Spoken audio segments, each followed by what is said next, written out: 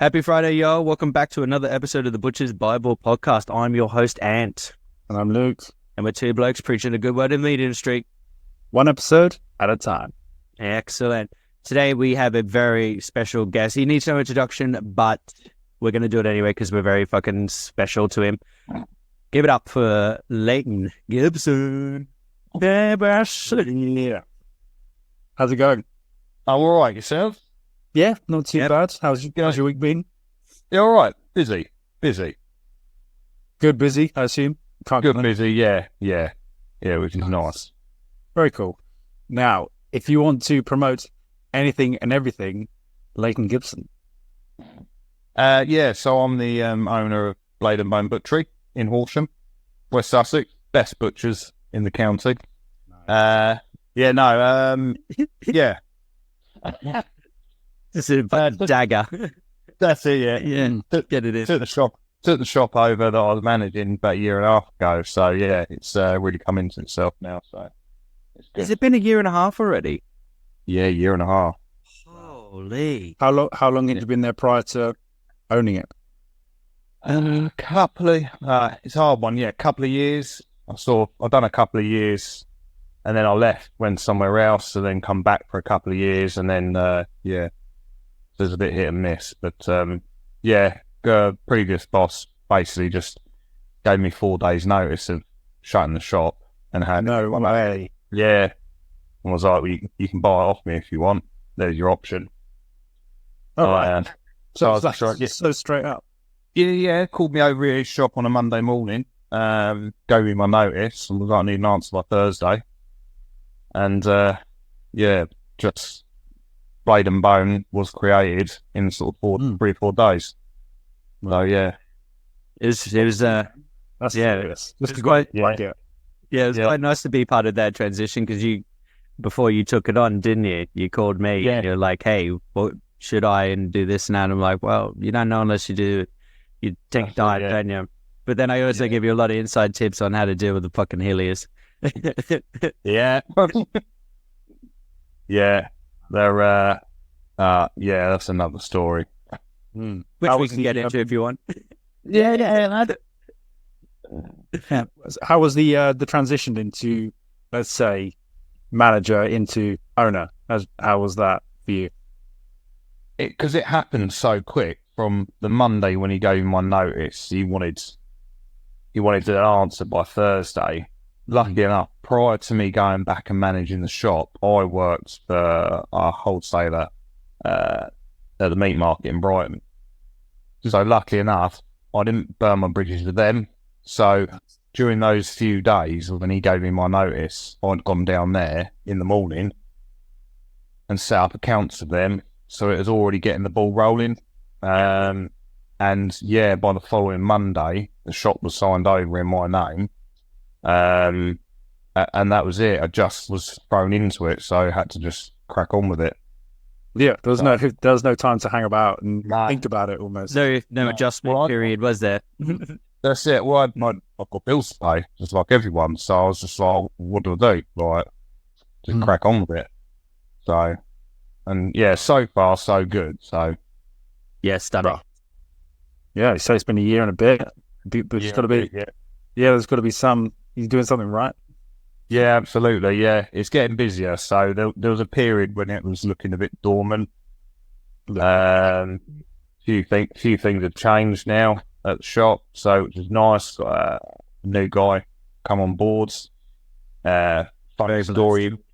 Yeah, he taught me when I left school at the same shop that he'd been at 40 years, and then their shop closed Easter weekends, and they literally half a mile down the road. So he now works for me.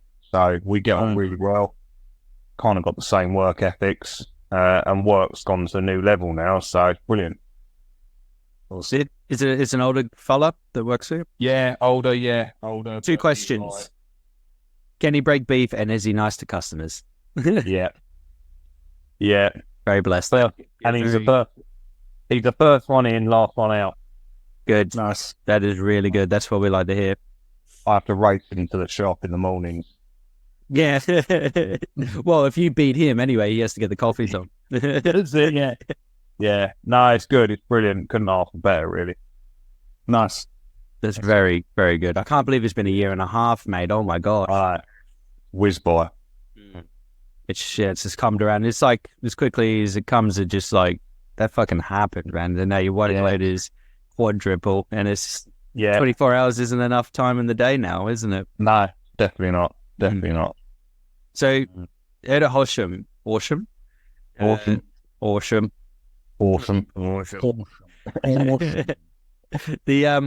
us a bit about the shop that you do and like what kind of ethos you run. Kind of very. I was watching your podcast of Doug, Big Butcher Doug. Yeah, so kind of very similar to him, really. The whole nose to tail, using local farmers. I was taught full carcass butchery, so that is what I carry on and carry through doing. So we're now just doing roughly 2 bodies of beef a month. Wow. We're doing 3 to 4 lambs a week, 4 sides of pork, plus topping it up with roastings and extra bits and pieces. So it's really moving through now, which is nice. So, but yeah, it's more keeping it traditional, doing a few, value-added products, but keeping on with the whole dry age stuff. The customers love it. I've got a couple of dry age cabinets. Oh yeah, they're beautiful, those. Yeah. Oh, it's mega. Mega. Nice. So just Nice. keeping it a bit niche for the customers that come in. So that personal retail touch that they like. So Yeah, Horsham's quite a good demographic, I think. Because I lived there for maybe 4 or 5 months, a couple of years ago, and it was in and out, going around the old town. It's really quite nice. Yeah, it is. It is a nice area. Nice area. Quite lucky, really, with the sort of the custom that we've got, especially where I am in Horsham. So it's nice. What kind of demographic is it that's there? As in ages, or like what kind of what are you saying? Yeah, average age is probably. Are we average age? Being in our 30s, are we average age? Is that what you say? I'm not average. You're average. I would say 70% of the customers are above 60. There's a lot more younger people do notice coming in.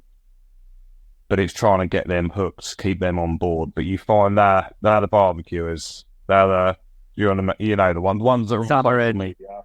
Yeah, summer and Christmas shoppers. That's it. Yeah. It's a bit more adventurous, you think? Yeah. With what they're with which one? Blah blah blah. With what's at the head of it. Yeah. Nice. That's good. Yeah. Good. So I just want to touch base on you're quite a massive game stalker or game enthusiast. Yeah. Can you run through a bit of that with us, Brush? Yeah, so I do quite a lot of deer stalking. I'm quite sort of well into my game. Don't do too much game shooting, but yeah, deer stalking we're quite big on. How does that go? I've never stalked deer. Not without my bow and arrow, anyway. Yeah. Plenty of stalking, just not deer. Oh, Jesus. Is that you at the front?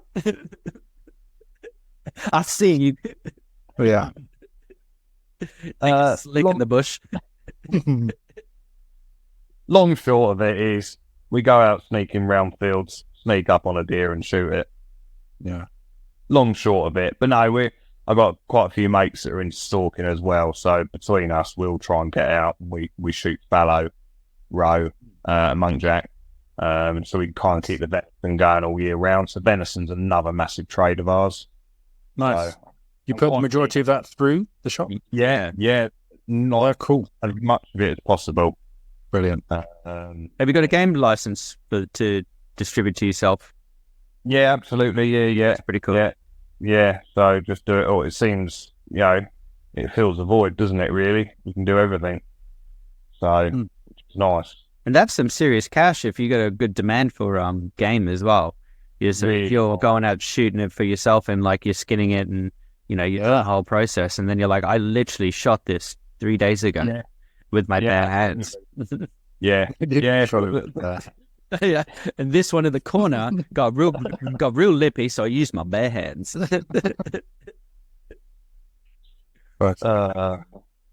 yeah, no, it's just good. So with the game, because I'm quite interested, like in the British way of how you guys do it here. Luke's touched based on it before, but I think in the game venison one that we did, episode 8 or 7 or something. I can't remember. In the game. And do you what? Do you camo up, or what do you got your guns, or what are you saying? And you downwind, you're upwind, do you cover yourself in the piss? What are you saying? Because I'm already covered in piss, so I'm ready to go. Yeah, It's the weekend. Suit on. Nice.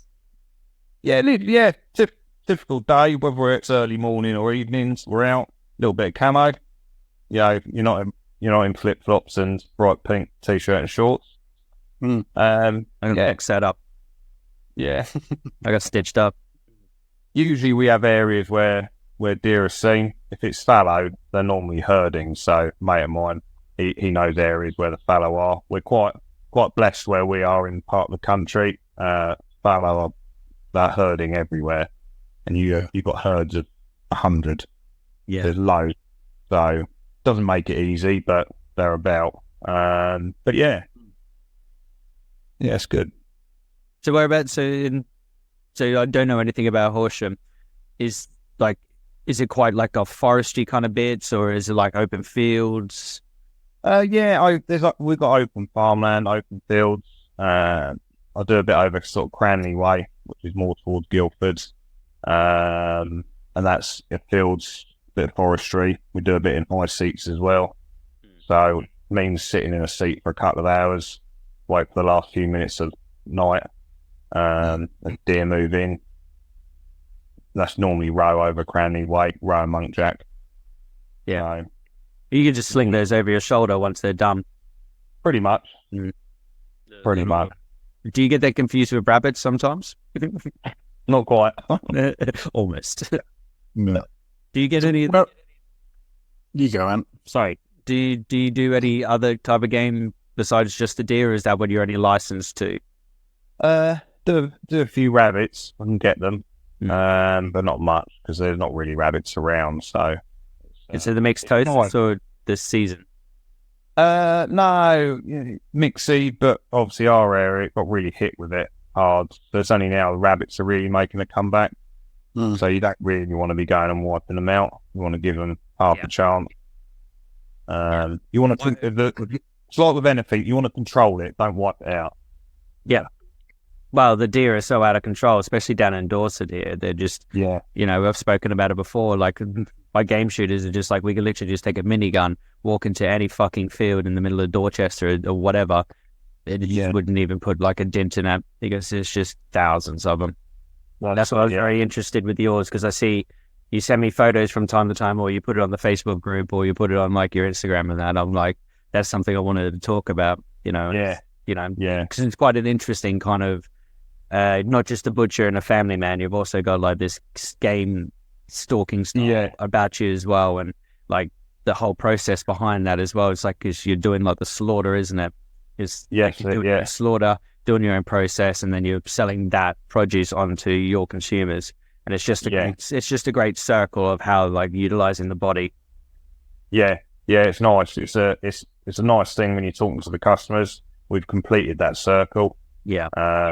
It's nice. Yeah, it's really good. Yeah, cool. Over where I am, or let's say on the way to Horsham, you got the Handcross area. Yeah. There's an estate there that farms deer. What's your opinion on farmed deer? Oh shit, you're going right in. Wild stuff. There's a place to farm deer. Okay. Not so much now, because there's so much wild deer about. So a friend of mine actually got a shoot with in Cranley, where he works. They've actually got a deer farm, where they farm fallow.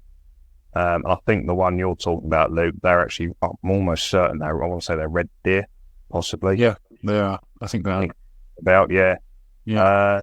But But yeah, I don't know, there's a time and place for it maybe.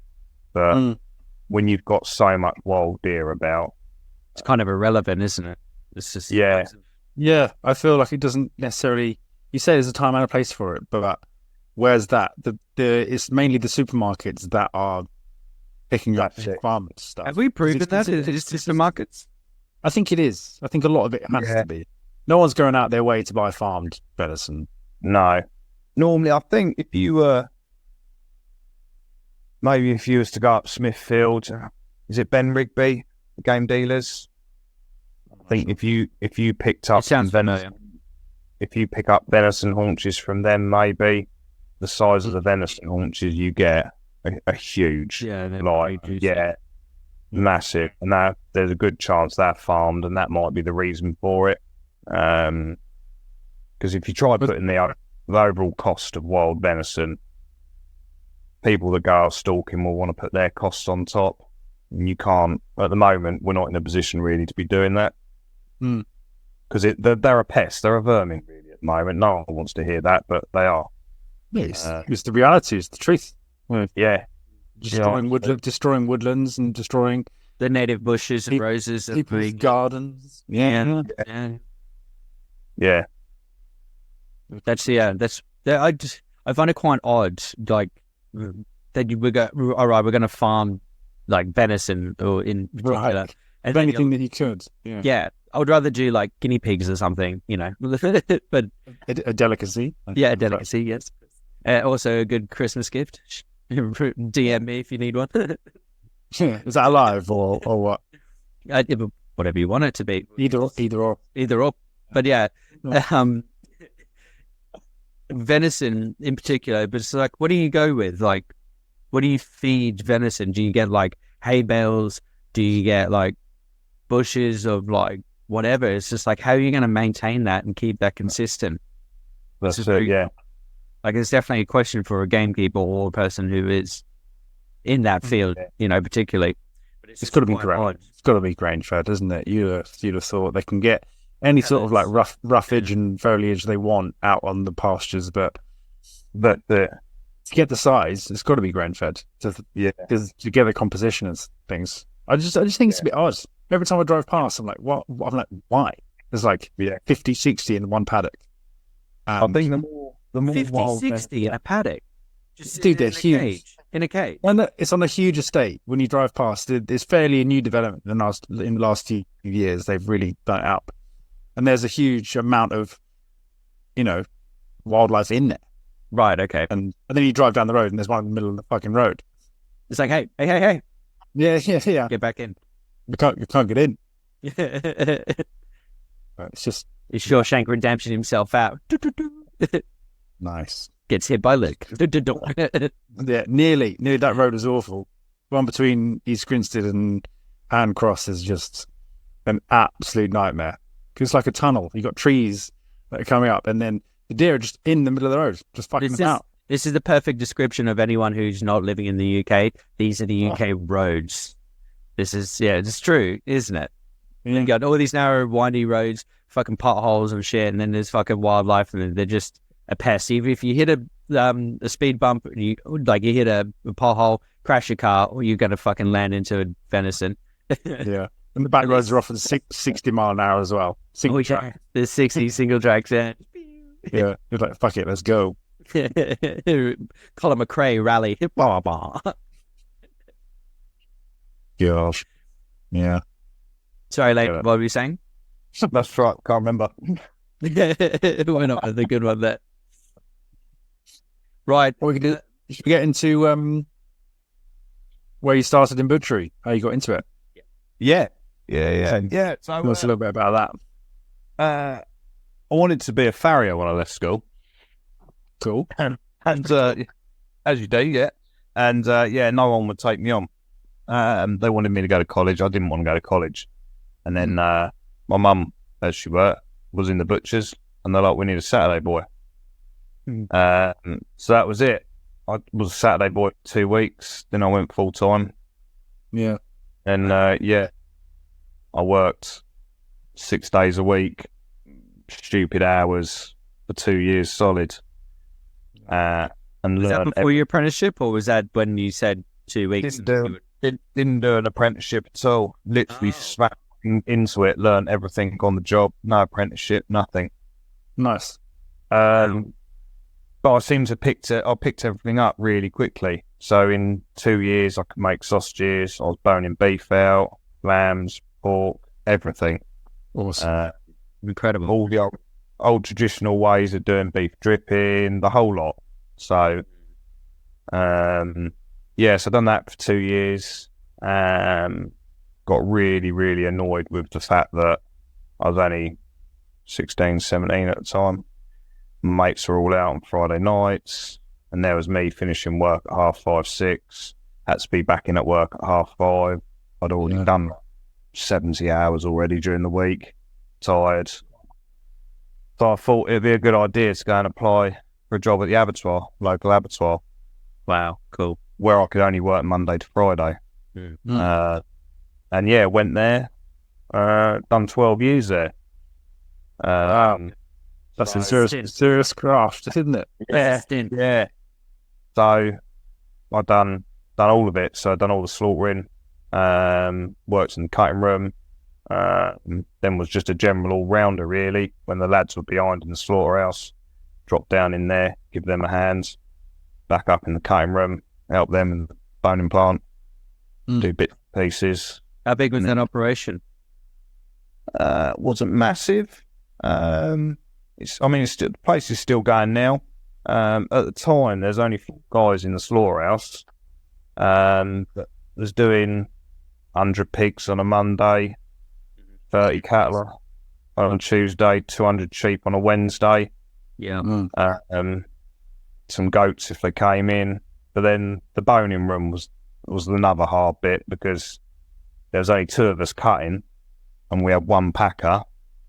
And some weeks we would do like 12 bodies of beef, do anything up to 100 lambs and 30 pigs in a week. Wow. And it was just non-stop. Like, yeah, I didn't enjoy it. Like, it was just, it got a bit mind-numbing in the end because if I do 13 more years of this, that's it, I'm done. 12 is the cut-off. Yeah, it was hard work. Hardest job I've ever done. So it is. But I learned a lot. So, do you think they're the unsung heroes of this sort of industry? I think so. Yeah, I think so. I don't know. It's a tough call. We all are. We all are. It's a very loaded question there, Leaky. Yeah. We're all are. We all owe our own something in one way. That's it, yeah. That's how it's done it. Yeah. Well, we're not getting it. That's the thing. Yeah. Well, no, we actually, us as the podcast, we're giving back to our community and bringing on these unsung heroes. So that's it. Yeah. There we go. We had to take one for the team. Fucking go, guys. You heard it first, ladies and gentlemen. I know I've always tried to imagine what that just consistent graft is like in a slaughterhouse. I've wanted to give it a go. I've done it for a couple of days, never anything over an extended period of time. Yeah, really. Is it? Yeah, just like serious. Is it a mental game as well as physical? You reckon, or do you just get into it? When I first went there, and they're like, right, John, drop. So I said, while I'm here, I want to learn the slaughtering side of it just as well. And they're like, yeah, we'll put you through your license, get going. And there's typical couple of the old boys down there didn't want to show me because they're like, well, he's only 18. If he's better than us, he'll take our job. Right. They've got that aspect. One of the blokes, he was as good as gold because he was like, well, if I show him, it makes my life easier. Yeah. So, which was the right mentality. So I learned off him. But it's just, to start with, I was a bit like, well, this is like quite surreal, really, with what you're actually seeing. Yeah, and then was it a bit jarring compared to what you had done previously? Do you think? Yeah, because I'd never seen an animal being slaughtered before, and all of a sudden when you're hearing the pigs, they're not quiet. Same with the cattle. Like I just the whole process, but it took a little while to get used to it. Once you get going, that's then your job, so you just get on with it. But you just got to keep going. But after, I don't know, 7 years, started realising I was like, I'm bored now. This is boring. You know, was doing lambs, and you sort of do 200 lambs in a day. And if, say I was gutting the lambs, you're just constantly waiting for the next one to come along. Constantly cut the feet off, cut the arsehole out, take the guts out. Next one comes along, cut the feet off, it just gets boring. And I'm like, I can't do this much more. Like, I'm bored. Yeah. And back then, what, 5, 6, 7 years ago, like back in that time, there were like podcasts or really anything along those natures as well. So that's why you probably got so bored so quickly. That's it, yeah. And plus, you probably had BBC One or something playing in the background, the same old. That's it, yeah. Yeah. That's it. Don't get me wrong, you'd swap jobs, but you would always be put back on the job that you was best at because you was quickest. Yeah. Because it helps get the job done quicker. But it's just, you know, those blokes, that's all they've done all their life. Like, I give them their praise, they're very good at it, and it's a craft in itself. But it just was too much of the same for me. It is. Yeah, it is. It's constant. Because you think that in the butchery trade anyway, that week in, week out, doing pretty much the same thing, but at least there's some sort of, I don't know, customer facing, you get different customers in, there's some break. Yeah. As you say, you're within those walls doing the same thing. That's it, Hour by hour, day in, day out. Yeah, that's it, yeah. Don't get me wrong, banter was strong, it's really good. But it was something genius. But if you're such a small group, if one bloke's got the arse ache, it sets the tone for everyone else, and you're like, oh, it makes it hard work. But I don't get me wrong, enjoyed it. It just after a while, it was just like, nah, I need to look. I can't keep doing this. Yeah. And then again, cutting room was the same. Like he was having a thrash through the work, and there becomes a point when you're having to work at pace. And your level of quality goes out the window completely. Like, we was having to smash out like 40 lambs in a day between two of us and one guy packing. And it's not fun. No. You can't enjoy that. No. Can't enjoy it. I'm in somewhat of a similar situation being in a cutting room, but we're in no means those sort of numbers. No. That's incredible. Yeah, it was mad. I mean, to start, when I first started there, like, I know prices and that all changed, but customers were only being charged 10 quid to cut and pack a lamb. Wow. Yeah. What was the price for killing back then as well? Can you recall? Price for killing, I want to say killing. No, it weren't. I want to say about 15 quid for a sheep, something like that. Bullock. It's £25 for us now. To kill, right. 25, 30 quid, depends who you go to cut the best. Yeah. So that's gone up. Who do you use? Do you use Are you Hemfield or? Hemfield for some lambs, but then we've got a local abattoir in Four Elms. Right, okay, yeah. Small 1-2 person job, but really, he doesn't do pigs, so we go to Hemfield, for some things. Kind of flip between 2 or 3 abattoirs in the area. Yeah, don't get me wrong. Yeah, so because Hemfield was the one I was at. So, right. Yeah, they're a brilliant bunch there.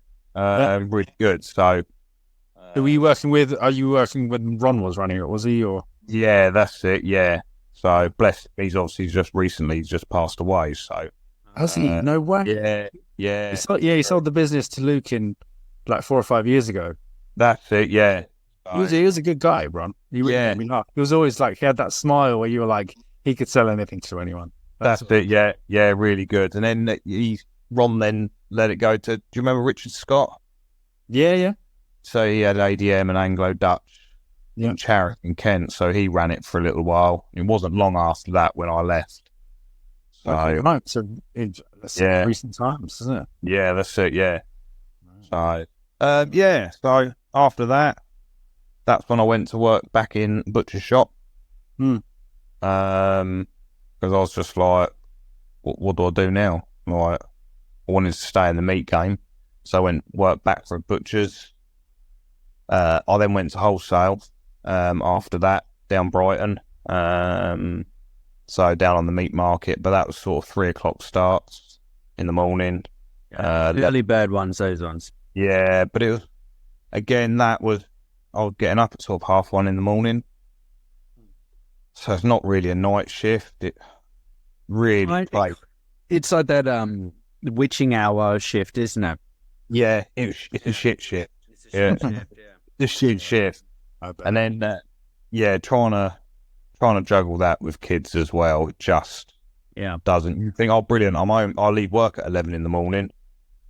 You don't, because come 6:00 in the evening, you're dropping off to sleep and you're trying to go to bed, and summertime rampaging. Yeah, and then the neighbour starts cutting his grass. You're like, I'm trying to get stuck in sleep, mate. Will you plan out? Oh yeah, if anything, that's more social than a night shift, isn't it? It's horrible. Horrible. But yeah, I've done that for a couple of years and then went back to the shop. And then, rest is that. Here we are. Yeah. That's a crazy, crazy story. See, this is why I love doing our podcast. It's just like, never knew Layton did fucking slaughter for 12 years as well. And then I was getting my beef from you for years. Yeah. Didn't even know. It's funny way that kind of like full circle. Here we are. Yeah. No, I'm glad I've done it. I'm glad I've done it. So it's nice to have crammed a lot in. Yeah, I quite like that. It's, like we said beforehand, to do the full spectrum of the whole meat industry, butchery, is something that we should all strive towards. Absolutely. To educate and at least show people what it is. Yeah, I think. Yeah, absolutely. Best way. Yeah. No, I think anyone. I think all the apprenticeships they do now, I think it should involve them not doing it, but whether I don't know what they do. I'm so out of sync with it, but I don't know if they take them to abattoirs or not. But I think it should be a process that should be shown. Hey, Anne. Yes, Lee. Spring's coming, and our friends over at Was Sauce Hut are having an exclusive offer for all your cooking needs. When you use code BB15, that's BB15, and get 15% off all purchases. From gift cards to family and single pack sauces, they range from Luke's favourite apple bourbon sauce to Ant's mango, all the way through to their award-winning Crack and Fury rum-infused hot sauce. Woo! Yeah. Start stacking your shelves and get ready for summer, and most importantly, save yourself some money with the code BB15. Now, let's get back to the podcast. Yeah, I think it's great to actually, for an apprentice, to see the slaughter process. I think it will just broaden their horizons of what the meat industry actually is. I think it'll either do two things. It'll either put them off, or it'll make them a little bit more involved in it. Yeah, because trainee vets, they have to see the process. They have to go around and see it. We was forever having new vets every week that would be shown around, that are going all through. I only ever did see one vet pass out with the sight of it. Wow. But yeah, I just think it'd be good. Be good for everyone to view it, really. I don't see the problem with it, but no. I don't know. So many mixed views, isn't there? That's the problem with it. There could be an in or out. Yeah. I'm on the plus side of that. Like, if you're going to get into an industry like this, you need to be a part of the beginning and the end as well. Yeah. You just can't start in the middle, serving customers, cutting meat and breaking beef and lamb and pork and everything. You really have to start back to the beginning, I reckon, and see how that middle product is started. And I think it's such a great entry. And like you said as well, it might divide the room into two bits where it might put people off, or it might keep them interested. But if you're getting into this industry anyway, I think starting at the beginning and seeing that process, and if you're a little bit, you get a bit sticky about it. You have to push through. If not, go become a lecky. Yeah. Yeah. I mean, there's a conversation to be had there. I think. Yeah, definitely. Quite seriously. Yeah, we should. Yeah. And it can only good whether the reaction is good or bad. It can only be a benefit. I think. Yeah, exactly. Is that Definitely. sort of like a double negative? What do you think, or is that like makes sense? No, it makes sense. It makes sense. Yeah. Yeah. Yeah. It's the reality. Yeah. Down to little things as well. I just think because I'm not sure they do grading on the cattle on all carcasses like they used to. A lot of it's now done electronically, and I think that aspect of it should be brought back a little bit for people to learn, because then you understand the content on the carcasses. Yes. Especially for people in retail that it really matters to.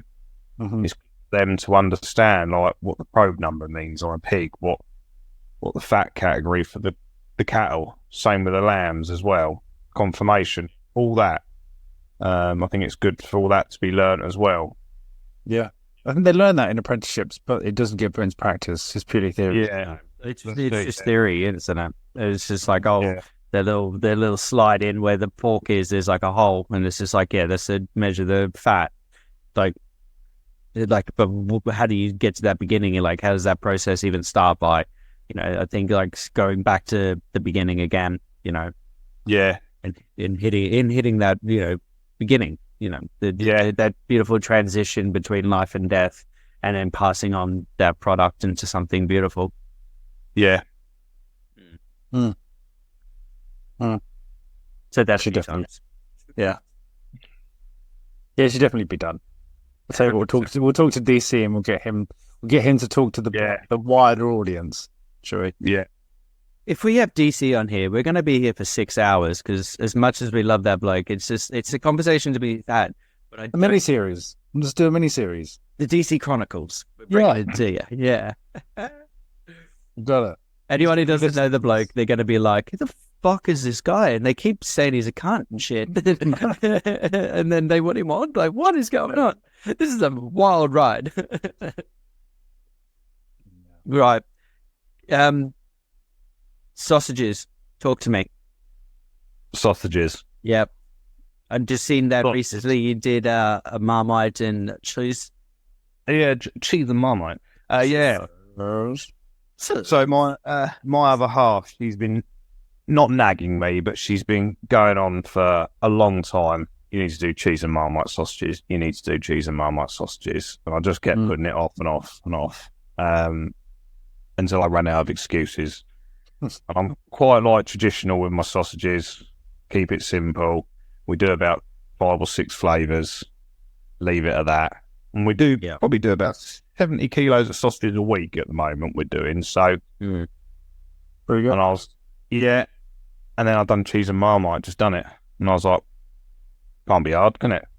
And, well, you got to warm the fucking jars up, and then even then you got all this gooiness. It's like, you're sitting there for 10 minutes, like, that's it. You put it out. Yeah. Bung a load of, I actually use Wookiee whole cheddar, which is actually works really well. You're a filthy bastard. I know. And the customers love it. The Wookiee whole. The Wookiee whole. Cave aged. Cave aged brandness. That's awesome. Yeah. And now when I don't make them, the customers complain that I haven't made them. Yeah. So I have to make them every week now. What do you add into your sausages, if you don't mind me asking? I keep it really simple. So originally I had sort of hand-me-down recipes where all the ingredients were like itemised. You'd have salt, black pepper, bit of Oxford seasoning, your breadcrumb rusk, all percentages like that. I started running out of time. Yeah. Because of the time frame it was taking to weigh all those ingredients out. Yeah. And I was like, how else can I speed up the process? So gone to my supplier of sundries ones, and he's like, look, try out Dalesman. They do their complete mixes. And he's like, we do a lot of them, give them a try. I wasn't sure on the ready mixes, but carried on using them. Customers didn't notice any difference at all. Fine, yeah. I just stuck with it, and it cut my time down in half, really, because it's a case of getting the mix together, and that's it. Get it through, get it done. So for me, the complete mixes work really well. Yeah. Do you doctor them at all? Or just add fresh stuff in? Yeah. So like pork and leek, I'll chuck fresh leeks in. I think Dalesman do a hog roast one, which is nice. Pork, apple and onion. Really good. Oh, well, okay, yeah. Nice. Yeah, really, that's a good seller of ours. I know sometimes put some apple juice into that. Good shout. Yeah. I do the venison and wild mushroom. Again, keep it simple. So we do a standard Cumberland, what we call a Sussex original. Nice. We sell double of that, and I think that's just because we call it Sussex original. Yeah, people go ballistic for their, like, they root for their hometown, don't they? Yeah. That's it, yeah. That's it. I don't know if it's cheating or whether I should be doing it. I don't know, but it works. Well, that was like me with the Reuben from Dorset. I did like Piccalilli, I did the coastal Dorset cheddar, and then I did like a pork and a beef mixture as well. People were just like, this is awesome. And like I was like, if like I didn't make them during the summer, people were like, we need the Reubensburg. Yeah. And I was just like, oh, okay. And I think that's what sparked it in my head. I was like, hang on, because it's got Dorset in it, or it's got Sussex. Yeah. No, it works really well. So the customers are happy. So it works. Yep. Yeah, can't complain at all. Do you use their burger recipes as well, or do you do your own? Yeah. Again, I end up doing Watson's Tasty Burger Mix. Again, Lucas, that's a Lucas one. Yeah. The bag mix with the dried onion. The pink one? The pink one. Yeah.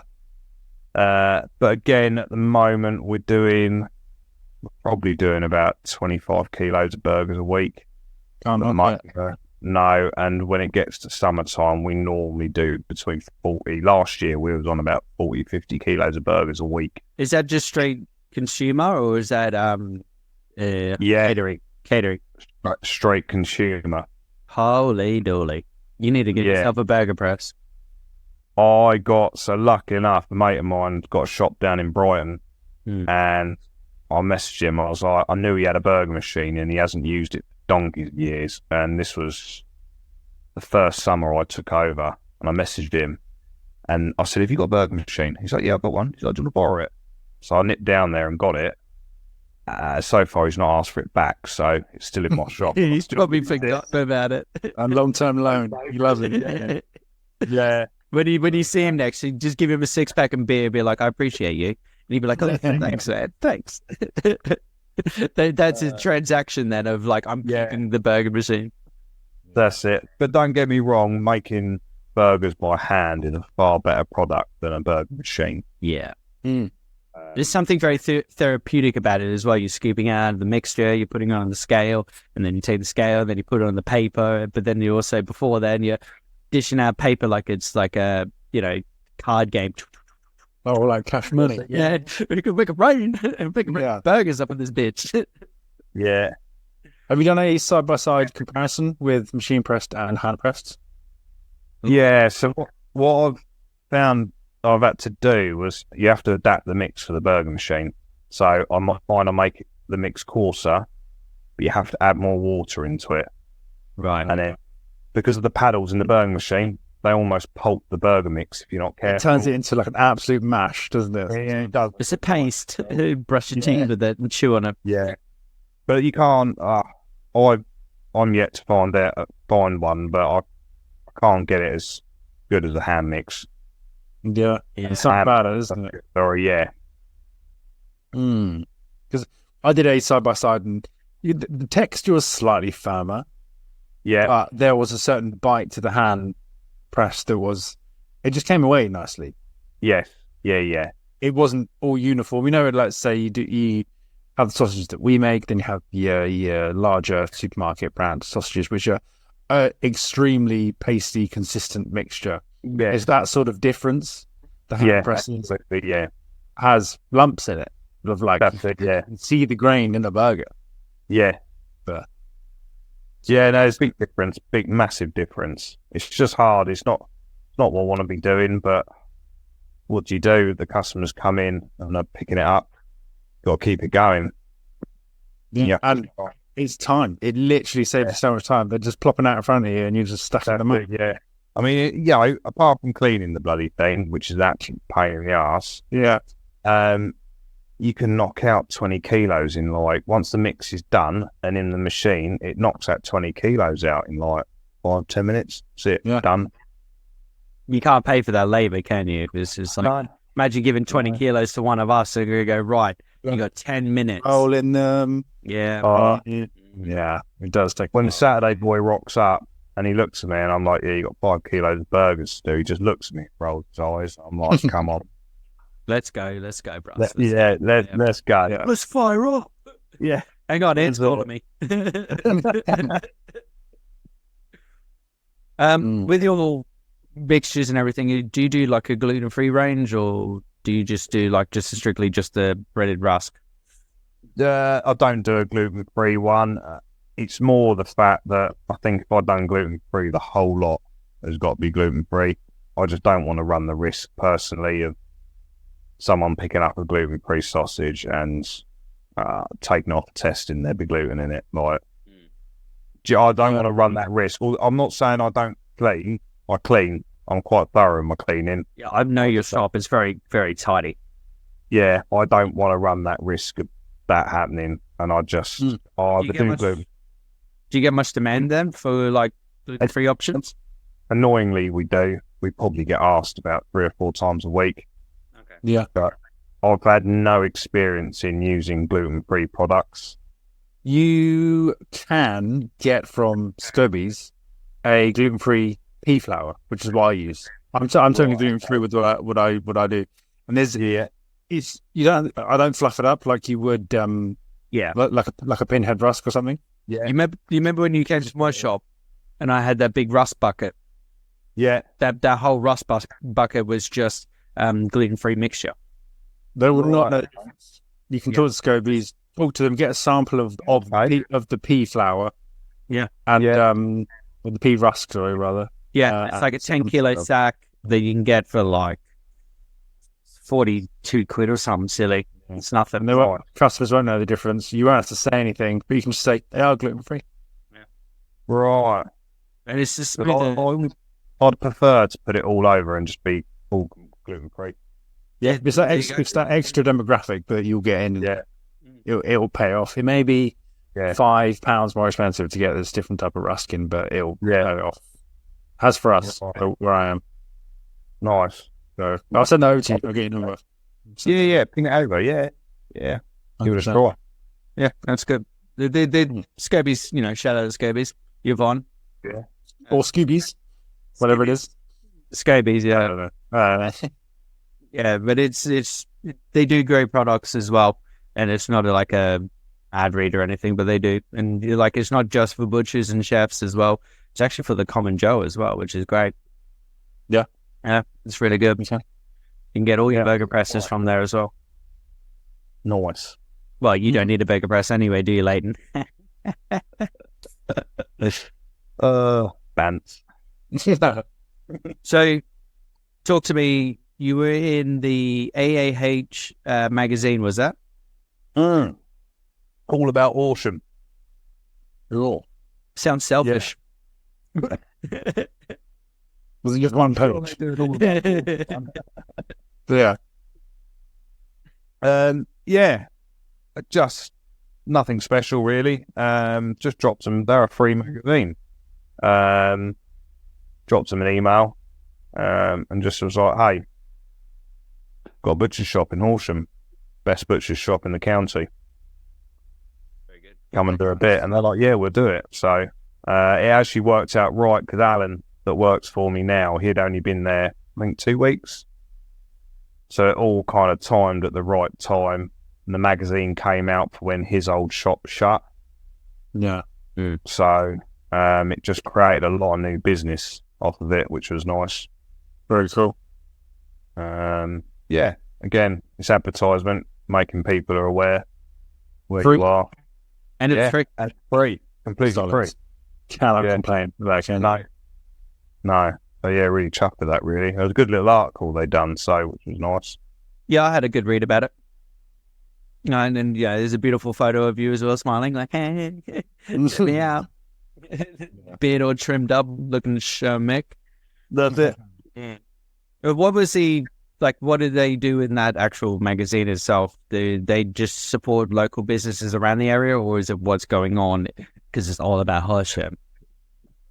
Yeah, more supporting the local businesses, really. Yeah, and doing articles on them, what they're about and what they do.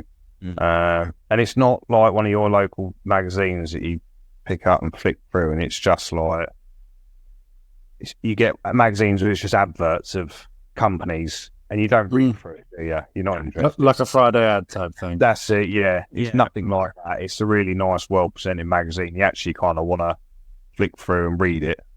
Yeah, it was well worth doing. And have you gotten anything?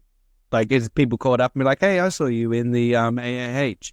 Loads. I reckon, I don't know, 30, 40 people we've had come through the door. Wow. See them. We see the magazine. Probably half of them were already customers anyway. Got a lot of new traffic customers off them, so which was good. Yeah, which is nice. Very cool. Whereabouts are you? So I know the kind of Horsham town centre, is it? Yeah. Whereabouts are you in relation to that? North Horsham on the Brighton Road. Yes. On the outskirts. So the Hilliers Garden Centre. Right up there. Okay, yeah. I know the way. How you getting on with it? At the moment, all right. This is a safe space. Is this another garden centre butchers? Is it in same company I was with? Yeah, he's in the same brand. Yeah, right. Yeah. The issue I've got now is I don't want to jinx it, but we're getting busier, and I'm outgrowing the space we've got at an alarming rate. Good. And my fridge is about. It's tiny. It's tiny. It's tiny. Like you couldn't swing a cat round in there. It's that small. Right. Wow. Yeah. It's really small. Yeah. So I've asked for another fridge to be put. I've got dead space at the back of the shop outside, not used by the garden centre. Want to put another door up the top of the shop, because the problem is when they designed the shop, they didn't use their brain. They put the servo counter at the opposite end to what the walk-in fridge is. Yep. So it makes it hard work filling that counter up when you're busy. Because you got to go from one end of the shop past everyone else to the front counter. That's how they designed it in Layton's shop. So because Layton was explaining to me, a year and a half, a year ago or something, and I was like, what do you mean? And he took literally a video, and he goes, this is me at the front, but being at the back. This is my fridge behind me, my little dry store, and this is where my coffee and everything is. I got to walk through everyone and got to get to my front counter, which is the front back. Everyone, you mean like the customers, just customers. You gotta, right, yeah. Imagine walking the freaking hindquarter through there. Well, that's what he's saying. That's what he's like. He's like, oh, excuse me, and it's busy, and he's like, oh, excuse me, and you got this 60, 50 kilo front end, and you're like, oh yeah, excuse me, splatting every Doris in the face. Yeah. Sorry, yes, how can I help?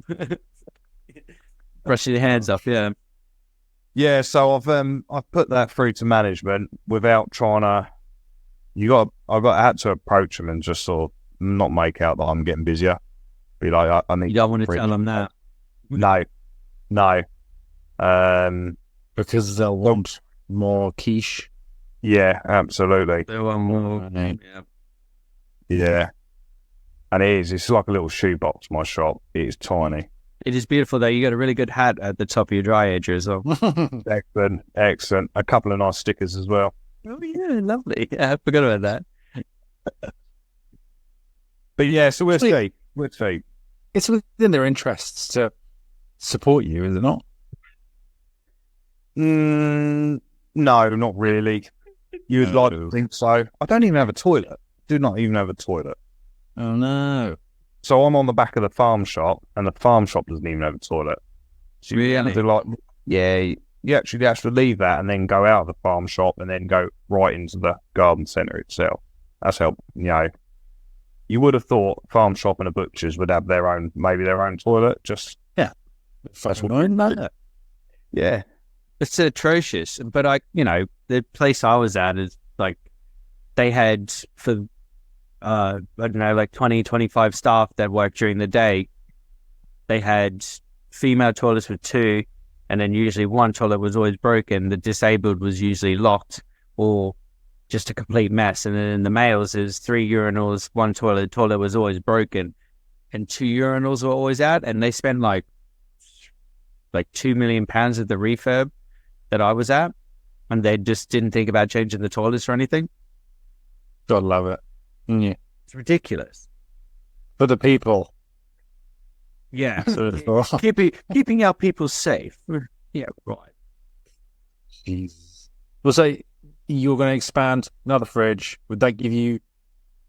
You wouldn't expand floor space, but it'll allow you to get more inventory in. Yeah, so ideally I want to put a door in the wall by the servo over counter. So it means filling the servo over counter up is easy. Yeah. We've got a bit more hanging space for, sausages, your bacon, all your cuts can go in there ready for the counter. Then the main fridge at the back, you can have more carcasses hanging in there ready. Because you'll get to a Friday, you've had a busy week. You're like, crap, I need to order more in. And it's like, you're at Friday. Yeah, it just makes it hard. Yeah, you can't. No. And I can't over-order at the start of the week because you can't move in the fridge. So we're having to break it down as it's coming in to get it on the walls, get it back down. It's just, it's good. It's a good problem. Yeah. It's a great problem. It's a great problem. Yeah. Yeah. If anything, you needed my fridge space, don't you? Let's not talk about your fridge. Biggest fridge in Dorset. It's absolutely stunning on it. Yeah. Yeah, I would love that. Yeah. It'd be awesome. Same with like 100% of everyone who listens or has seen it. Everyone's just like, I wish I had that fridge. And I was just like, yeah. They did fucking hand build that thing as well. And now it's all sold and gone. Yeah. But just going back to the Hilliers for a second, and what you've got with the shop, have you still got the roof leak, or is that fixed?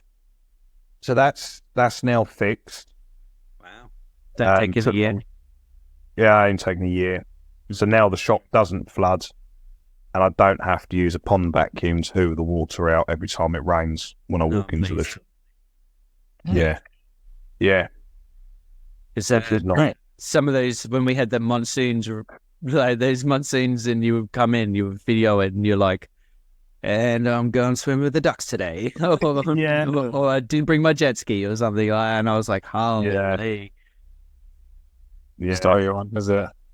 No. I don't know. Unfortunately, they employ cowboys to come and do the work, and it doesn't pay. It doesn't pay. No. It costs more to bring someone else in to fix the cowboys' problem. It's just mental. And then you're like, these guys seem reasonable, and then they're like, turn out to be idiots. And the next set they come out are idiots, but they get the job done. You're like, I can't keep up. That's it. Yeah. So it's not a pay once; it's a pay twice and cry later sort of situation. Pay twice, and then they rub it in your nose that they did you a favor. Standard. Those people are. Yeah. Well, that's how they work anyway. I had somewhere that leaked from the skylight, and it had a perfect drip onto the top of my counter. It's fucking brilliant. So I'd be talking to someone, and it would just drip. It just drip right in front of you, just like a nice little splash. Have you got blue roll in the back of your pocket? There was always a cloth on the edge of the counter where you just quickly wipe it off. You'd be like, can we just talk 2 foot this way, because this is extremely distracting right now. Yeah, making eye contact, being very serious. I'm very engaged in this conversation. Yeah. You almost got like a full-on sale. Then they go, your roof is leaking. I know. Yeah, about this boneless shoulder of lamb. Which one? Let's be real now. Are you selling much lamb? Oddly, yes. Yeah. Even though the price is extortionate? Yeah. How much are you paying? 9. I don't know what it was this week. Last week was 9.30. I want to say this week it crept up a little bit. So 9:30. I want to say maybe 9.60. Maybe it's about. So that's pretty cheap. Like, what was it? 9.75 is what I've got quoted yesterday. But wasn't it a month? Right. Wasn't it a month ago? Like, it was 10.16 at one stage. I don't know. Don't know. I lose track. It's a hard one, isn't it? I'm all for farmers getting a fair price and all that. But at some stage, there's going to become a point where you can't pass that cost on to a customer because the customer will just go, I can't afford that. And then it stops. There's a certain limit that your clientele will go to. Yeah, if it pushes 40 quid for a leg of lamb, that's something extreme, isn't it, I think. Don't get me wrong. 40 quid for a leg of lamb. Dude, that's what it is now. That's what you have to get your money back. That's what it is. Yeah. Well, to retail. Yeah. No, some of the boys down here in Dorset are selling them at 60 quid. Oh, wait. What? Yeah. 60 quid for a leg of for a decent, decent, but leg of lamb. Yeah, so like one of the boys who just over here in the New Forest, I was sitting there talking to him, and I was like, "Oh, how much you paying for lamb?" And he was like, "Oh, yeah, nearly 11 quid a kilo." I was like, "Holy!" He goes, "Yeah, a lady was charged like 68 quid for a whole leg of lamb. It was 2.6 kilos or something." I'm sorry. Yeah, it's like 30. Absolutely wild. That's like £34, 33 something a kilo. They're selling that at. Thing is, will she go back and buy another one? That's the problem. That's the damage that it will be caused, wouldn't it? I passed out when he said that to me. I was in the hallway. The danger is there. Will they go back at all? That's the thing. And that's where I look at it. I'll keep pushing the price a little bit. And at the moment, people are the week after Easter. I was like, right, I'm going to cut back on the lambs. I'll just have 2 or 3 lambs in. That'll do. That'll see me through a week and a bit, whatever. And everyone came in and wanted legs and shoulders of lamb again. And I was like, what the fuck? Yeah. So lucky enough, my mate, he's got a shop over Crawley Downway. He had a load of legs of lamb spare, so I nipped over to his, nabbed some off him. Yeah. So we could carry on trading with them. And the lamb keeps selling, but we've bumped it up a little bit because I've done a costing on a lamb and probably only getting about 70 quid back. Right. Yeah, it's not really worth it. It's all right. Yeah, no, profit at the end of the day, but it becomes a point. Yeah, it does come to a point as well, your time and labour as well, like not just the boy next to you, it's you as well. You got to kind of take into consideration. I know it sounds selfish saying it, but yeah. We all of us can agree, your time is worth a lot as well. Like, that's it, yeah. Yeah. It's a tough call, isn't it? It's a tough one. But 40 quid of leg of lamb, I'll take 2. yeah.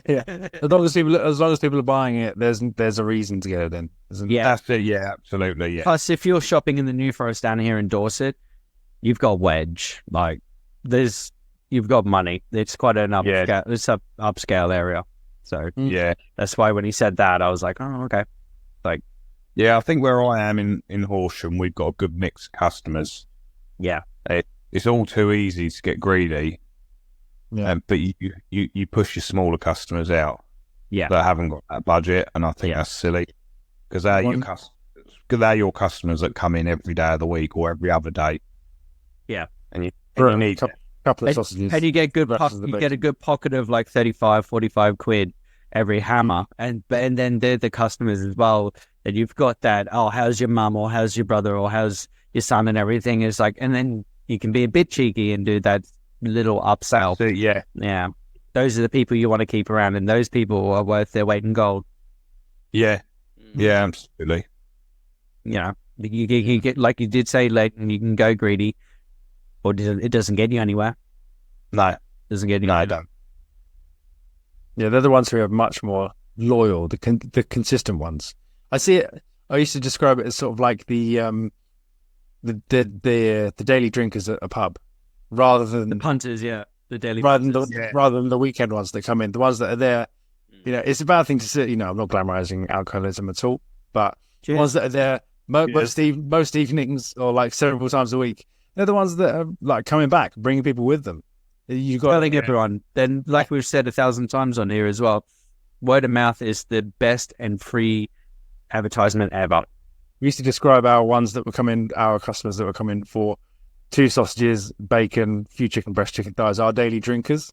Yeah. They come in, you'd see Dog bones as well. Right, yeah. Oh, God. Mince and fillet for the dogs. Yeah, mincing fillet, lovely. That's definitely a regular occurrence. Yeah, it is. Have Do you you... get any mad... Here you go. Yeah, same question. You go. Here we go. Do you get any mad requests from customers in your Daily demographic, from your daily drinkers? Yeah. I did. It was I think it was last week or the week before. I had a guy who wanted 10 beef burgers made out of sirloin. Ooh. Okay. Nice. Yeah. So, and then, so 46 quid later on 10 beef burgers. He was well happy. So are you, I bet. Yeah. Hang on. 10 beef burgers, what were they? 6 ounces? 8 ounces? Don't talk ounces, let's talk grams.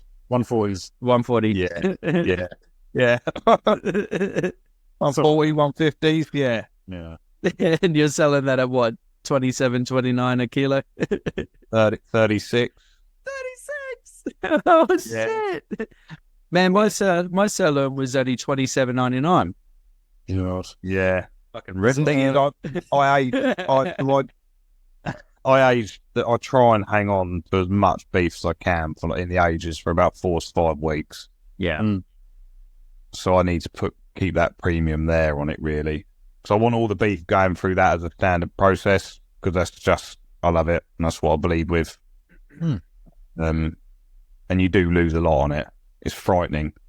If you put a price tag on it when it comes in, and then leave it in there for 4 weeks, and put that price tag on it again, and you're like, that's lost 40 quid in there over like 4 weeks. You're like, wow. But you got to take on consideration of the electricity as well. Like, you got to kind of accumulate that in that way. Like, if someone wants something special, and you're not wrong by saying that at all. And no, the price is the price. They have to understand. Yeah, absolutely. Mincing sirloin. Sirloin. My father was a knight, you know. Was he? Is it Dave Corbett? Sirloin. Dave Corbett. You got me. So customer, 10 burgers made out of sirloin. No problem. No drama. Funny, isn't it? Funny. Is he a regular? Seen him a couple of times now, so must be happy. He must have been like, I like sirloin. I like burgers.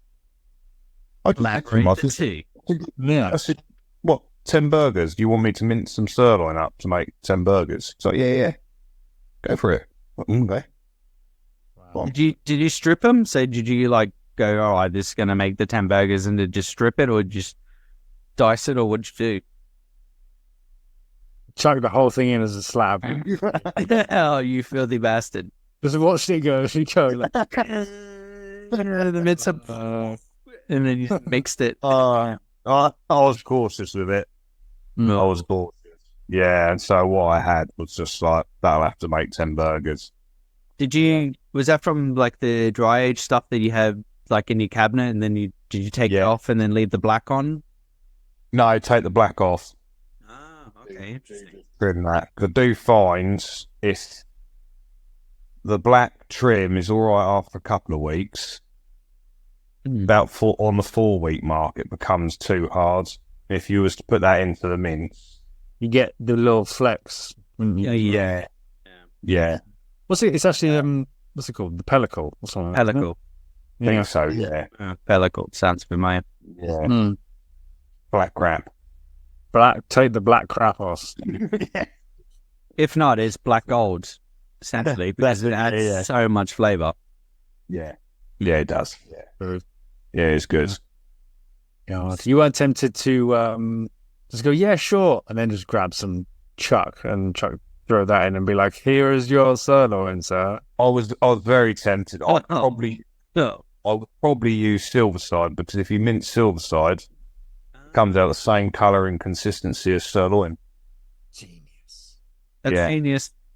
Not that I've done it before, but yeah, no, you don't have to lie to us. This is a safe place.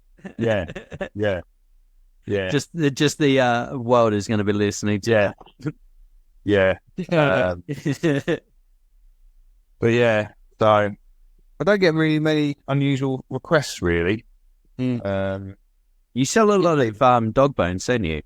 Oh, yeah, hell of a lot. People come in, they'll pick up 5 or 6 bags of dog bones.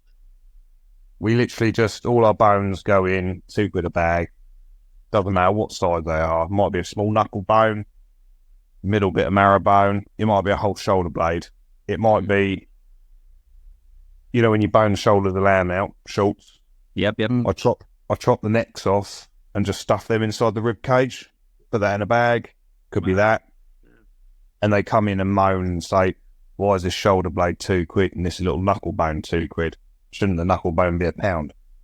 No. And you just like, come on. You're there going, take the shoulder blade then. Yeah. This is the 4th time we've been in this week for bones for your dog. Oh, wow. It's an uphill battle. You should do a per kilo price. I guarantee they'll change fast. I guarantee. Yeah. Good shout, Luke. Yeah, good shout. Yeah. That's what we did. I can't recall what we did. 280, 285 a kilo, I think we were doing. Then you got your larger knuckle bones, especially the ones of the on the knee of the beef.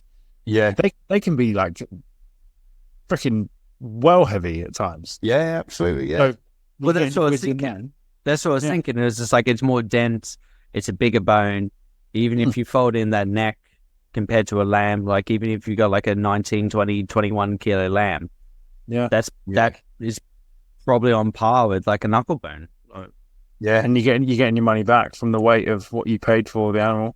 Yeah, no, definitely. Yeah. It's not the size that matters. It's how you use it. Okay. That's what you've been told many times. Well, your mum tells it to me. Okay. Thanks for coming. And that's Layton Gibson. Thank you, guys. See you next week. Like and subscribe. Per kilo. Way to go. Yeah. Do it that way if they're going to bang on about absolutely, it. Yeah, it's crazy. Extra quiche, aren't we? Absolutely. I want to ask you about the Southeastern Prime Stock Fair. Faye? Yes. You came third. Yeah. And it's a hard competition. What was that about? Because can you just run that through with me? Yeah, so Ardingly, they do a winter fair. So people go with their livestock. There's an auction that goes for the livestock market. On the old showground, was that? That's the one, yeah. Yeah. And then they do a carcass show. It's not very well advertised, so not many people go. That's why we got third. I mean, 3 people entered. You just happen to get third. Yeah. We were seeing the game 4th, wouldn't it? Yeah. No, there was quite a few people, really, and it was just like, you know what, should we have boys' day out? Shut shop for the day. We'll go. We'll enter the sausage competition.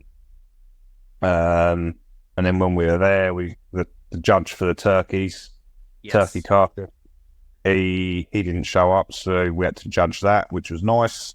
Got the pissing up for. Fuck the turkey. While we were there. Yeah. But yeah, it was nice. It got us involved in the auction. So, and then we bought the the champion turkey, purely because we chose it. What did they give you criteria-wise to go off of? Was it like color, like the coloration? Was it like the thickness of the breast and leg, or what was it? Nothing. It's down to your own experience. Right. Okay. What you think. It's meant to be like the one we chose. The turkey was trussed up really nice. Right. Hard to explain. The legs were rather than traditional turkeys, they're just hung by their legs. The legs are out straight. The legs were brought back and pinned and then tied rounds on themselves. So it looked really nice. I'd never seen a turkey trussed up like that. It was just a nice presented bird. It was clean, had lovely breasts, plump. Everything you could ask for in a turkey. Absolutely, yeah. Nice. Yeah. Yeah. So that was that. That's incredible. So they ask you for this year to come back, or have you heard anything? Or not as of yet. I would like them to, because I'd quite like to judge the annoyingly. I wanted to judge. I looked around the lamb carcasses once we'd done the turkeys, and what's really odd, I picked 3 lambs which I would have chose first, second, and thirds, and it was at random. And it worked out those 3 lambs was the same guy that supplies me lambs at my shop. So, oh, interesting. So they were perfect lambs. So they were brilliant, really nice. Is that something, do you reckon you would get involved in more often, like in a yearly round bit? Absolutely, yeah, absolutely, because it gets you away from the shop. Yeah. And again, you're having a day off, but you're dealing with meat again on your day off. But it's good fun. Yeah, it's good. It's good fun. Yeah, it's definitely something. And it's nice. It's nice to get involved in the auction, see everyone bidding, people being bidded up, and you get people holding the line at the auction. It's a good bit of fun. So I've been to the Salisbury market before, where they were like doing. I think when I walked in, they were doing like pure Angus reds or something. And the guy was like, I was just gobsmacked. It was incredible. Just rapping over in the corner. Yeah, he was. He was Eminem, just like the rap god, just hitting it. But like, yeah. And I saw that they had like a turkey as well, and they had the Kelly bronzes. I think it was the Kelly bronzes, and the guy was just like, all right, this bird itself is going for like, 100 and some quid as a prize start and whatnot. And he's like, oh, the starting bet was like £600 or something. Jesus. And he was just like, yeah, that's 600. And I was just like, wow, this is incredible. But like, because that sparked a memory with me when I saw that with you, and I was just like, that's incredible that you got 3rd place, which is phenomenal. And then you also got the judge of turkey as well. Yeah. And then you also got the lamb. Yeah. Nice. I mean, we paid over the odd for the turkey. I think the champion turkey that sold at like just over £9 a kilo, something like that. Wow. Okay, yeah. It was mega money, but it was nice just to do it. You've done your bit, haven't you? So it doesn't hurt. Yep. It's not like you're buying 100 turkeys at that money. Just yeah, of course. Yeah. No, it was good. Cool. Very cool. Pretty cool. I like it. Yeah. I love it. It's good. I don't see something like that. Nice. Good fun. Good fun. Had a beer while we were there, which was nice. Good fun. And when is that held then? When? Yeah, when? I want to say November. Okay, quite late in the year. Yeah, November. I want to say end of November. Rings a bell. Because I think we've done that, because to me that was like, right, do that.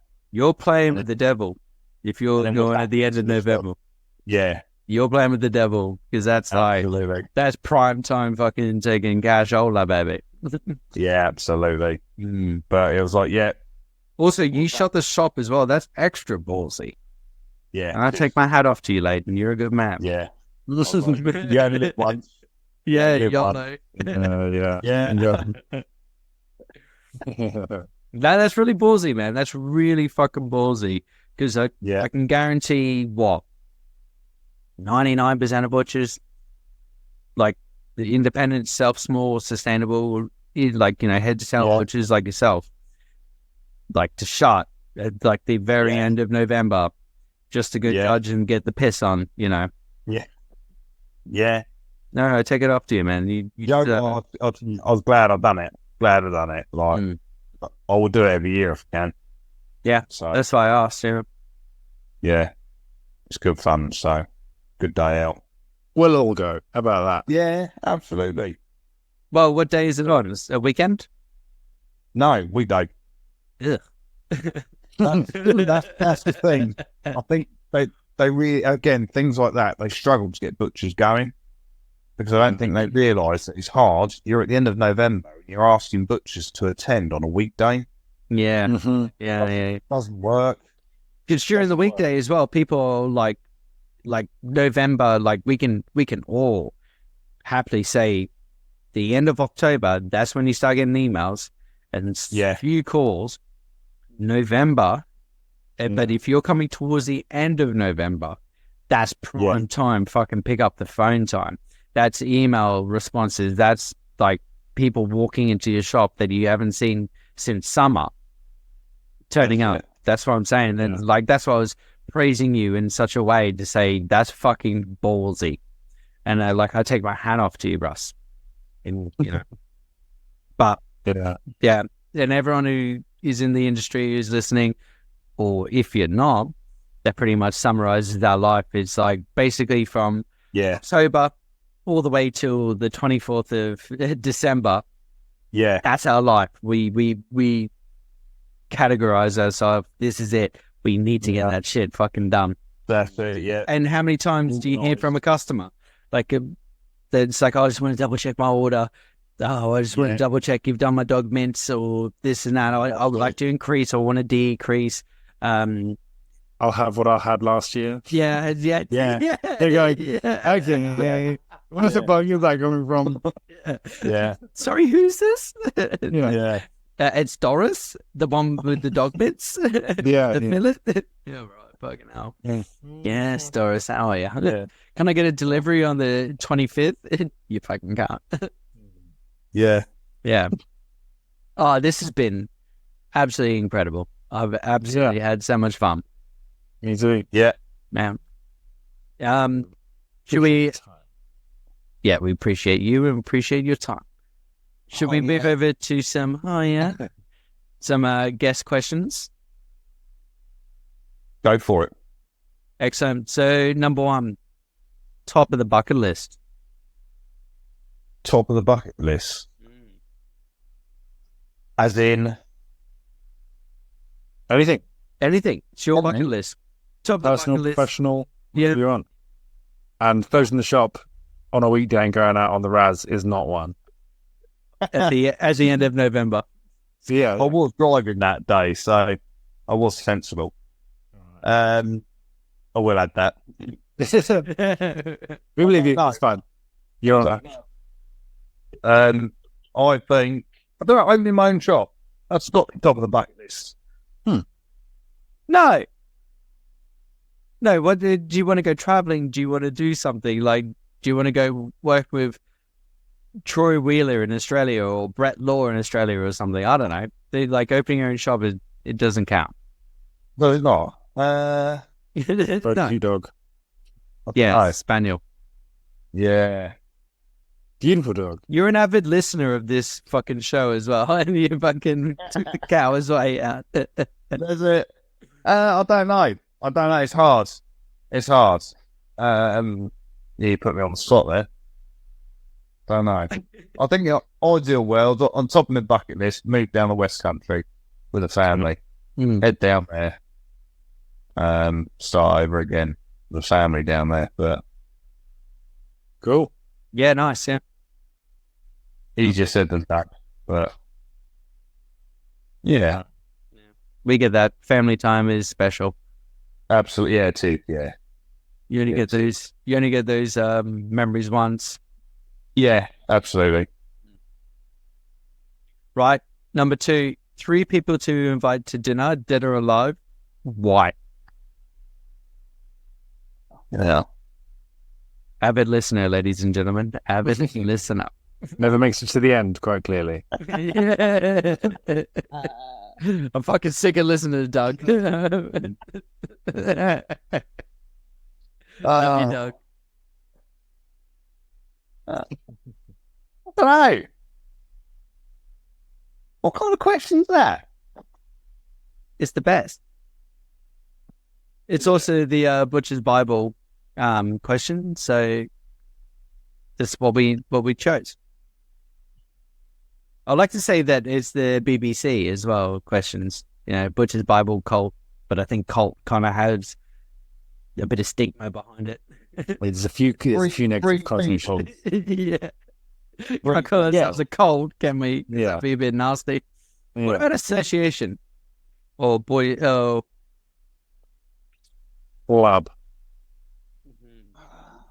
Yeah. BBC. Yeah, BBC. Yeah, 3 people. I mean, we've had people pick them. I'll tell you when people choose. You two and DC. You two and DC. All right. All right, yeah, let's say That can obvious reasons. That can be done. Yeah. That we shit DC and just drink piss to the fucking sun going up. How's that? That'll be a long dinner date. I think that would be a week dinner date.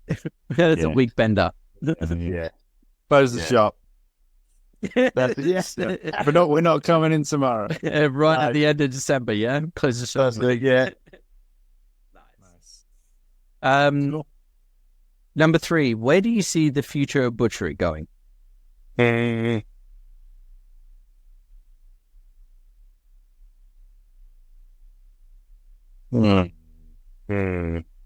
Tough one. I can see it going down the pan really fucking quickly. If the money side of things don't change. Yeah, definitely. Simple one is, simple example, my Saturday boys, I've asked them if they want to do apprenticeships. They're like, no. Mum and Dad have told me I'll earn more money either on a building site or getting a job in an office in London. So I'm going to go and do that. Yeah. So there's no, like, that. Yeah, that's down to a T, really. That's it. So it's keeping people infused in it. It's keeping the younger generation sparked, but it's something to do with the money. It seems to be so money driven now. Yeah. It don't pay well. That's it. It's never has been in the hot. It's the money side of it. It's got to change. But I don't know how. Don't know where you start with that. I don't know how you get around that bit. Yeah. Wasn't it Butcher Farrell when we had him on?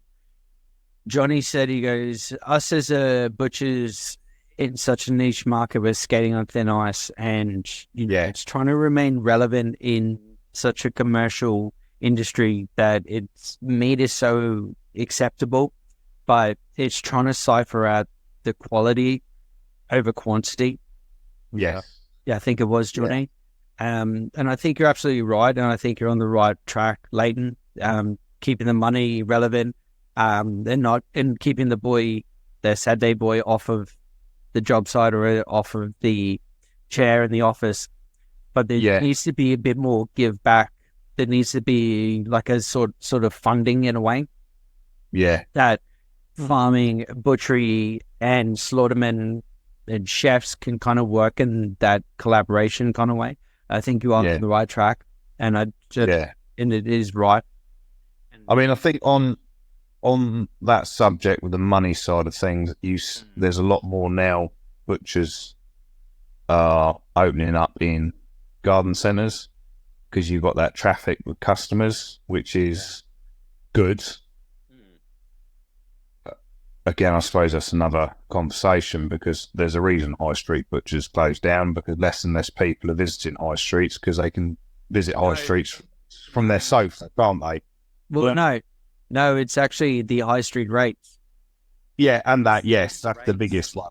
It's the biggest killer. But there is people roaming up and down the high street because you got those back and forth people who've been walking those streets for 10, 15, 20, their whole life or whatever. You still got those people, and you're always going to get them to visit new shops and be like, because that's their that's their backyard. Yeah. But it is the high street rates that are absolutely just dominating it. And the BCP down here, Bournemouth, Christchurch and Poole, council, they're just not dropping rates. And on my high street here, which is just a street away, I can see it from here. There's a shop literally across the road where I can see it. That's empty. The one next to it's empty. And then the one after that's empty. And then the one that's literally just where my house is, that's empty. And then there's a dozen more up the road. And if not, they're just going to be snapped up by barbers, charity shops, opticians. Yeah.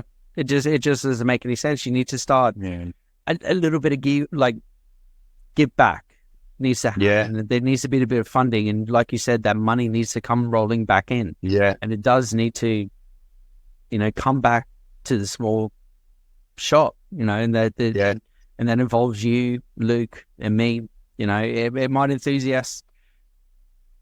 encourage us to go back to the high street and take a gamble.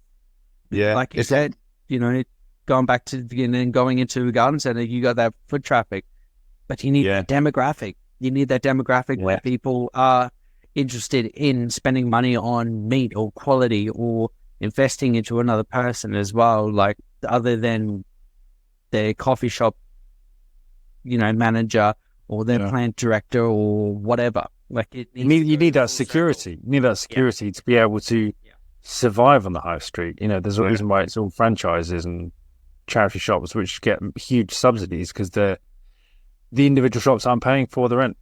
And in the garden centre, you got that captive audience of people who might pop in or they drive past. But if it was if the high street rate changed, I would open up another shop in a heartbeat. Yeah. 100%. So I live just in the outskirts of Horsham, a little village called Southwater. And we got a precinct. It's a little community one. It's decent parking. There's a pub, a couple of restaurants, you got little shops, there's a co-op. It's all there. So everything you need is there, hairdressers. And people have called out several times on the village community page, really do the butchers. It's come up several times. And there was a shop that came up. It was a sweet shop for a little while, shut because they put the rates up. And I had a look. And they wanted starting for the rent was 25 grand for the year.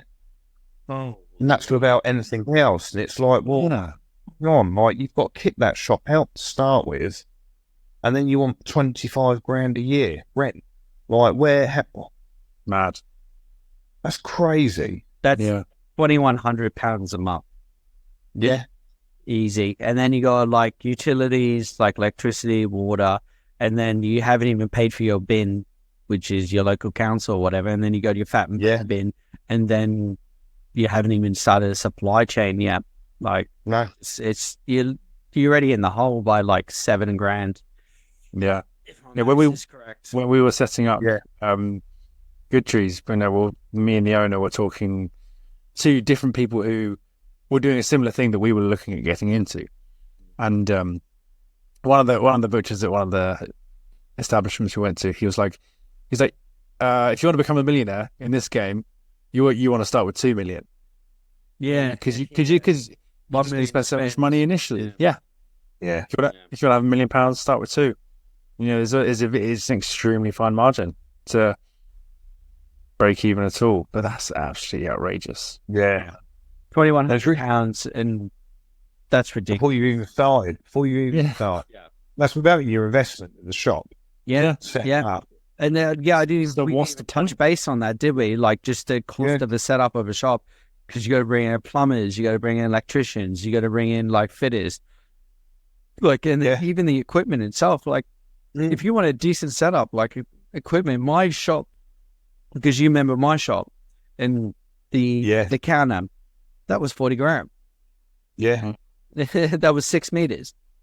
Yeah, that tall boy, that grab fish that I had on the right, that was fucking 12. And the fridge itself was an extra 40. And then and even that fridge, it's like that walk-in fridge I built with me and 2 other blokes, and those other blokes could not speak English. But it was just like, and it's just like, there's so much, it needs to be, like you said, Layton, I think you are on the right track with that money. Yeah. Back, there needs to be, it's like an injection of some sort where it needs to come back, but it's just not us. It needs to be the farmers as well. Yeah, it's really hard, and it's just, I don't know. It's a tough one, really. It's a tough one. I don't know where you start with it. I think the money side of things, you got to get people interested. To start reinvesting in it. Yeah, that's it. But it's, shop small, keep it small. Yeah, know where your produce is coming. If that's from meat to vegetables to fruits, I think it just passed down. And like I think I've said since the beginning of this podcast as well, the more you invest into small shops in your high street, the more you'll start seeing change in your area. Yeah, as well. Like, those potholes that weren't being filled, they're starting to get filled, or those signs, or the crosswalks, or everything as well. Like, it all starts with this mom and pop shops. Yeah. And I think everyone else will agree with that one as well. Yeah.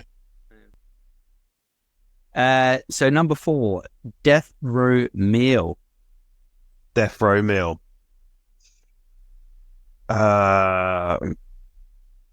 Mixed grill. Mixed grill. Keep it simple. Yeah, and the starter? Mixed grill. Semi-mixed grill. I'm more of a main meal man myself. Okay. What do you have for a drink? Just a beer. Straight beer. Straight lags. Yeah, a bit of a lager, man. Yeah. Straight lager. Good man. Good man. Keeps it simple. I love it. Yeah, keep it simple, yeah. Are you a dessert man by any chance? No. Big main meal, that'll do. Sweet. And a big fine. Yeah. No cider or anything that you do? No. Go with that? No. Okay. That's right. Yeah. Man. Straight up British. Bleed blue, he says. Yeah. Doesn't like the washing up. Well, he's not doing it because he's going to die. That's it. The last question, and it's the most important question. Are aliens real? Oh, for fuck's sake. No. No. No, it isn't. No. Let's just cut to the point. Let's stop. Nah. Go on, tell us why. Tell us why. It's just, I don't have enough time and days to even think about it. So good. We lost one. That's it. Our 100% streak has gone out the window. You're just doing that out of spite. You can't.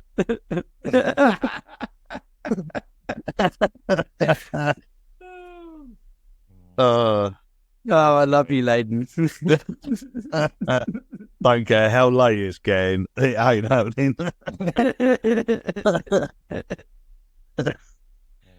Can you elaborate a little bit why you don't think, or you're just going to go straight up, no, fuck you, man? No. I haven't seen one. You haven't seen right. So who's don't believe it? No, I haven't seen one. I won't ever see one because they're not real. Have you seen Luke? Wow. If anything, aliens are real, for one. Have you seen DC? Like, come on, man. He's obsessed. When's he coming on for a chat? When's he coming on? Is he lined up? No, not really. We're just, we've got... Well, he's going to be coming for us if we carry on calling him out. I'll tell you that. Yeah, he's going to be kicked off in his spaceship and fucking over and over us. No, No, he's not really lined up. We've got so many people lined up, like guests like yourself. But like we said at the beginning as well, like giving the underdog a voice in this industry as well. So we're kind of giving everyone the rounds and doing our best. And plus, like Luke and I are doing our solo episodes as well, and bringing that heat, because we're going for the best butchery podcasts in the fucking world. Absolutely, yeah. Yeah. But yeah, mate, this has been incredible. I absolutely fucking loved it. Yeah, it's been good fun. Yeah, appreciate your time. Thank you for giving up your evening to say the alien's unreal in the end. Well, fuck that. Better way to spend a Friday. Yeah, right. It is Friday. You fucked this up for us. Layton, thank you so much. A pleasure. Before you go, please plug and promote everything, Layton. Yeah, I'll keep it simple. Blade and Bone Butchery. Facebook, Instagram, check it out. You heard it here. You heard it here, guys. Fucking follow it. Butchers in the county. Yes. Yeah, 100%. Yes, 100%. Like and subscribe, guys. Don't forget about our YouTube, our Spotify.